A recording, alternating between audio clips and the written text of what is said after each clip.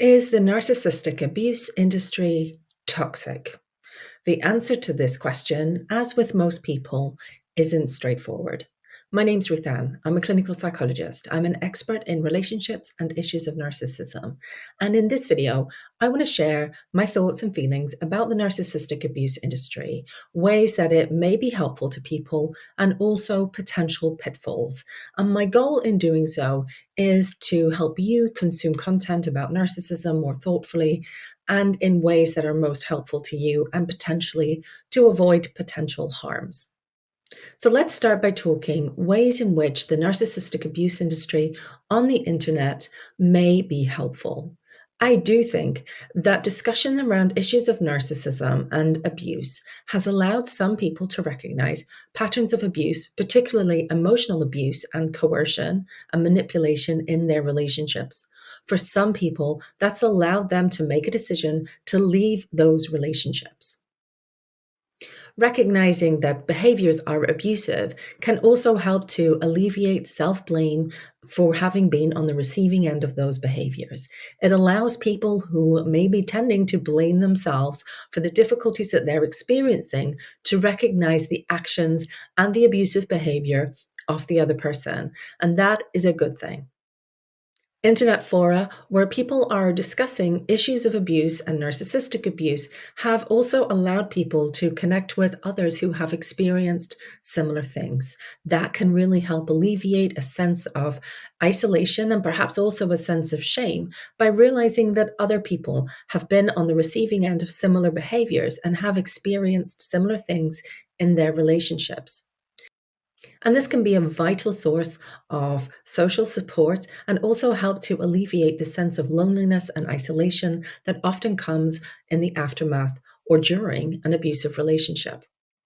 There is a lot of good here, and that should be recognized, but the rest of this video is probably going to be more critical and perhaps more controversial. Most coaches and content creators on the internet making videos about narcissism and narcissistic abuse are not mental health professionals, and even some that are don't necessarily have extensive experience in working with people with severe personality disorders, particularly narcissistic personality disorder. Most are drawing more from personal experiences of abusive and hurtful relationships rather than from the scientific literature and psychological understanding of narcissistic pathology. And as such, they often draw more on stereotypes than on what is known in the kind of scientific and psychological literature about narcissism. This often results in a narrow perspective on narcissism, equating it with abuse and failing to understand the psychological nuances and experiences of people who are suffering with narcissistic pathology. It also fails to recognize the full spectrum of narcissism, from its healthier and more adaptive forms to its most malignant and severe pathology, which can be associated with cruel, callous, and hurtful behaviors. One big concern I have about these channels is that there is such a focus on narcissism and in understanding the narcissist that actually it fails to focus on the people who've actually experienced abuse. This can lead people to be asking, is this person a narcissist? Rather than, how is this relationship for me? What are the good aspects and the detrimental aspects of this relationship? And what might be in my best interests with this relationship going forward? Some channels suggest that only survivors of abuse can truly understand narcissism, and those with actual expertise, those of us who have treated and who continue to treat people with narcissistic personality disorder and narcissistic traits, don't know what we're talking about, have been tricked by our patients, or are otherwise deluded. This also involves the use of frankly confusing language, adoption of terms like love bombing, gaslighting, hoovering, discarding, dog whistling, and many, many more. Now, some of these terms describe real and important phenomenon, but the reliance on terms like this, which are usually quite ill-defined and are not really understandable to many people outside of the narcissistic abuse community, can actually serve to leave you quite isolated, and can leave you with a sense that people outside of the narcissistic abuse communities don't understand or don't want to understand the experiences that you've had. And when that starts to seep into real world relationships, that can really deny you of the opportunity to have the social and emotional support of those close to you. The obsession with narcissism and narcissists can leave you feeling powerless in the face of abusive behavior. So much of the discussion on the internet is focused on what the narcissist does to me, what the narcissist does to you. And that can leave you feeling powerless in the face of overwhelming behaviors and seeing this other person as an abusive mastermind manipulator who is solely out to get you. Now, that's not to say that people who are highly abusive are not controlling and manipulative in their actions, or that people who are on the receiving end of the abuse actually do have more power than they realize.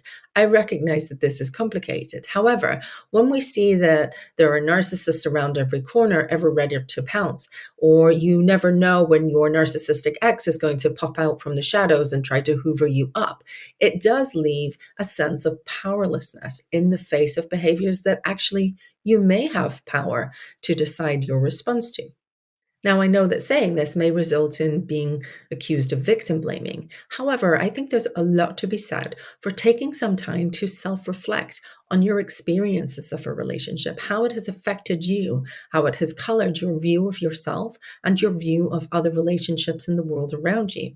I think it's helpful to reflect on things that may have made you more vulnerable to getting into a relationship where you've been controlled or abused or manipulated in some way. I also think it's helpful to not blame yourself for those things, but to have some self understanding. I think it's also really helpful to understand the impact that relationship has had on you and how it may color your future experiences. Now, that's not to say that anyone is responsible for the actions of an abusive or hurtful person.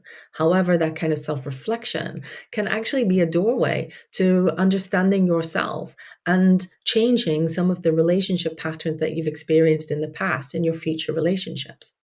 Focusing on the narcissist isn't likely to lead to freedom. It isn't likely to help you understand yourself better or to improve your relationships with yourself or with other people. But self reflection from a place of genuine self compassion and concern from yourself can be a real doorway into a better relationship with yourself and with other people in the future.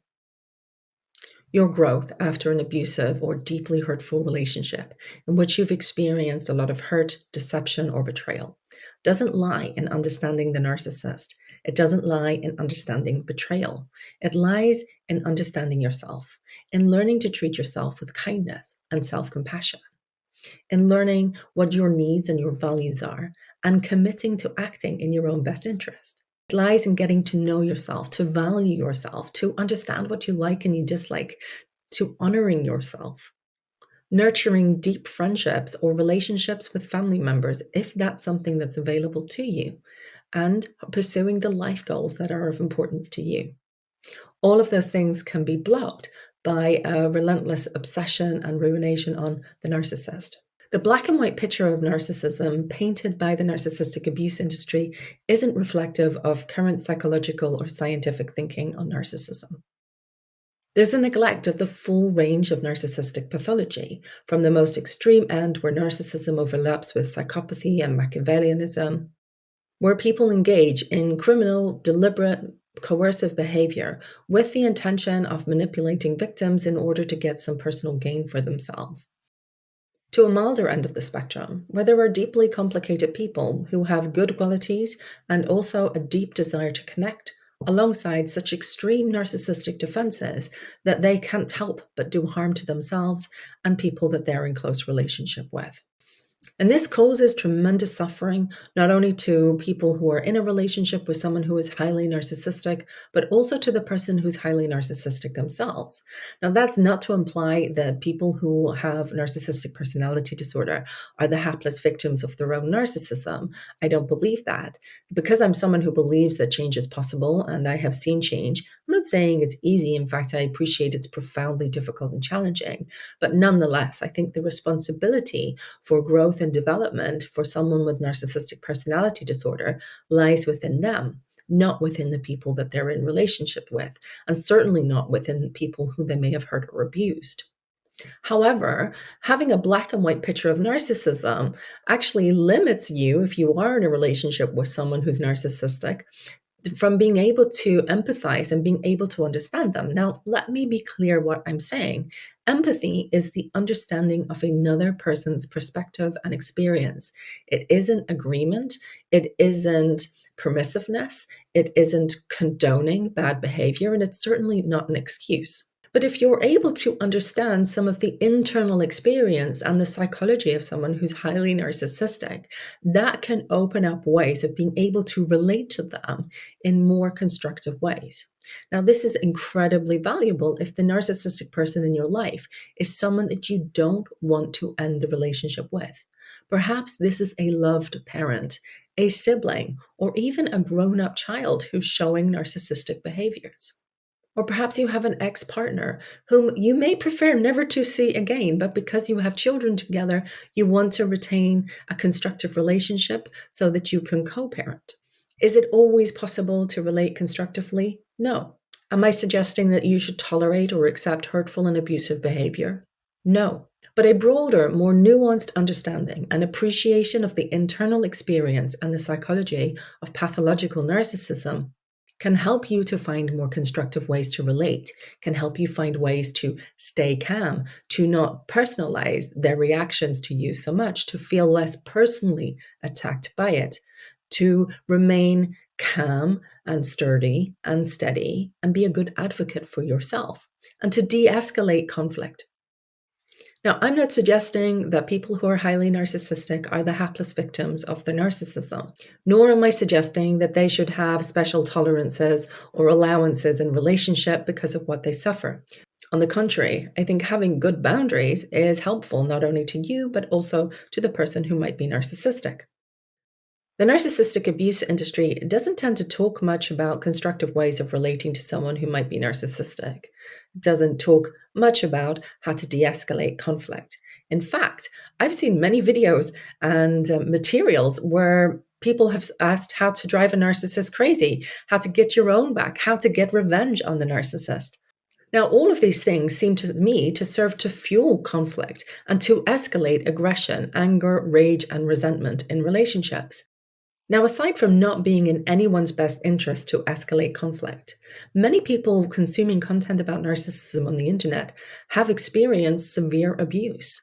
And for some people, severe abuse comes with a pattern of controlling and coercive behavior that, even when there has not been physical violence in the relationship, is nonetheless a risk factor for future violence and aggression, including homicide, particularly when an abusive person feels their partner is leaving them.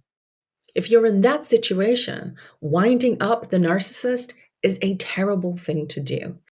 And I would urge you to seek help from the police or law enforcement in your locality and in organizations local to you that specialize in helping victims of domestic abuse in order to have a plan as to how best to keep you and anyone important to you safe if you're dealing with someone who may be dangerous. Now, please don't misunderstand what I'm saying. I'm not suggesting that everyone with narcissistic personality disorder is a potential murderer. However, I think it's really important to recognize and understand those kind of risks so that people can better manage them. I think it's important to recognize that people who are experiencing narcissistic personality disorder or who are suffering as a consequence of pathological narcissistic defenses are experiencing a serious psychiatric condition.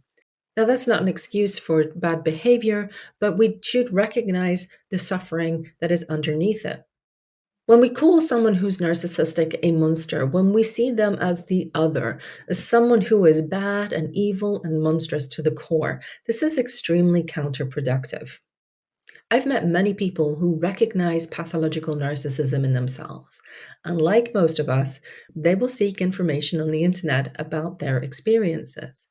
And when they're greeted with a slew of information that says they're a monster, that they're completely irredeemable, and that there is no hope for them, it's an incredibly hopeless situation. And it certainly doesn't encourage them to engage in any kind of personal growth or development or to seek help.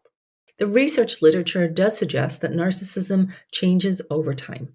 And there is a lot that can be done to help someone who's experiencing narcissistic personality disorder. It is a highly comorbid disorder. It is very common for people with narcissistic personality disorder to experience severe depression, anxiety disorders, post traumatic stress disorder, and substance abuse disorder. All of those things can be helped with mental health treatment. And helping someone with those things can often help to regulate emotions and settle things down and enable work on other issues. There is good evidence that psychological therapies can help people with borderline or emotionally unstable personality disorder. But when I started in my career, that was not the case. Many people believed that people with borderline and emotionally unstable personality disorder were not amenable to treatment and could never get better. The research literature has well and truly put that myth to rest. And I don't see any reason why someone with narcissistic personality disorder who wanted to be helped could not be helped. Now, if you're watching this video and you're starting to think that there may be some ways that consuming content about narcissism and the internet is a double-edged sword, perhaps there are ways it has helped you.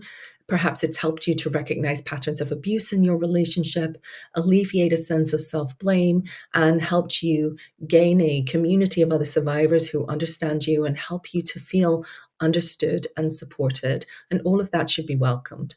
But what if you also recognize some potential pitfalls, particularly in obsessing and ruminating about narcissism and narcissists? These are my suggestions. First of all, pay attention to what's going on inside of you. It may be that you are allowing someone who's been abusive and hurtful to you to take up way too much space in your mind. If you turn your attention to you, what are your needs? What's your pain? What's your longing? What are your values? What are your strengths? What are your particular vulnerabilities? I think that can really help you to put the focus where it should be on your growth and your healing and your recovery. And it can also open up the possibility for you to have a much more wise and compassionate relationship with yourself and with other people in the future. And if you're experiencing depression, anxiety, or post traumatic stress disorder as a result of abuse, then please do seek help from registered mental health professionals in your area. They may not speak the language of hoovering, breadcrumbing, dog whistling, gaslighting, love bombing. But if you could communicate what you've experienced and what's going on inside of you, I think most professionals are very willing to hear your story and to understand what the effects of your experiences have been on you. And learning to talk about your experiences in ways that are much more about you and potentially are much more vulnerable, much more focused on your experiences and how it's been for you. I think that can actually be really helpful as you get close to other people in being able to share what you have been through and being able to better communicate about your needs.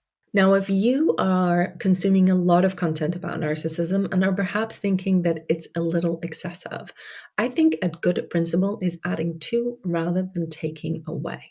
If I tell you to stop watching this content, you're still going to watch the content. So let's think about what can you do as well. Can you pursue a new hobby? Can you get out? Can you spend more time with friends and family? Are there interests that you have that you would like to do more of? Would you like to engage in content and conversations that are not focused around narcissism? Now, some people can find that anxiety provoking. The narcissistic abuse community can feel like a safe bubble, a safe haven where other people understand what's happened to you. But building your confidence in yourself and in your relationships again after profoundly hurtful and abusive experiences involves expansion. It involves moving out from what can seem like a safe bubble, but can quickly become a holding space where you are held back and you're less able to engage with the outside world. Engaging in relationships with friends and family, engaging in your hobbies and interests, in the life goals that are important to you, is likely going to be anxiety provoking, but doing so is also likely to build your confidence in yourself and in your relationships again. And that is really something that I think anyone who's survived abuse truly deserves. My hope is that over time, you'll be less interested in watching content about narcissism, even the content that I create. Building a rich life and experiencing multiple relationships. And be clear here, I'm not talking solely romantic relationships. I'm thinking about with family, with friends, with colleagues, with your neighbors, with your community, whoever and wherever that may be. That's not only a life worth living, but it can also be a highly protective factor against people who may wish to be deliberately abusive and exploitative. I hope this video has been interesting and helpful. I'd love to hear your thoughts, so please do leave a comment. Hit the like button and subscribe if you'd like to hear more from me. I look forward to seeing you next time, and in the meantime, take good care.